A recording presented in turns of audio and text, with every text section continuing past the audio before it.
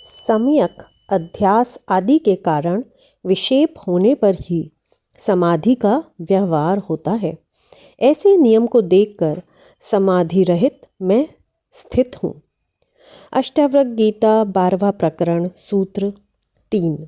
आत्मा के अज्ञान के कारण ही मनुष्य मन, शरीर, बुद्धि व इंद्रियों का दास हो जाता है। वह भोगों में ही रुचि लेता है, जिससे अनेक प्रकार के विक्षेप पैदा होते हैं। ये सारे विक्षेप अध्यास मात्र हैं, भ्रम मात्र हैं, अज्ञानवश होते हैं।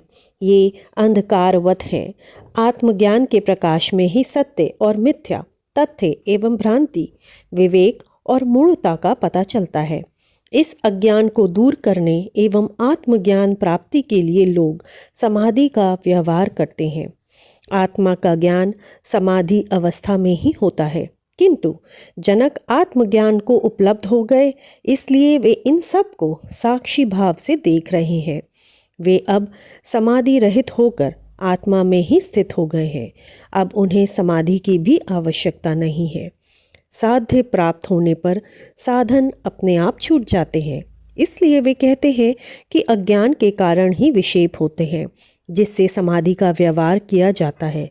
किंतु मैं आत्मस्वरूप हूँ, इसलिए समाधि रहित होकर इस नियम को देख मात्र रहा हूँ। अब मुझे इस नियम के पालन की आवश्यकता नहीं है। अब मैं आत्मानंद में स्थित हूँ। इसका सार इतना ही है कि आत्मज्ञान बोध से हो सकता है। जिसमें बोध नहीं है, उसी का ध्यान, धारणा, समाधि आदि का व्यवहार करना पड़ता है, अन्यथा ये आवश्यक नहीं है। आत्मज्ञान के लिए ऐसी कोई शर्त नहीं है कि यह समाधि के बिना होगा ही नहीं। अहिंसा, सत्य, दया, करुणा आदि के बिना होगा ही नहीं। आत्मा तो सदा उपलब्ध ही है, जागकर देखना मात्र है।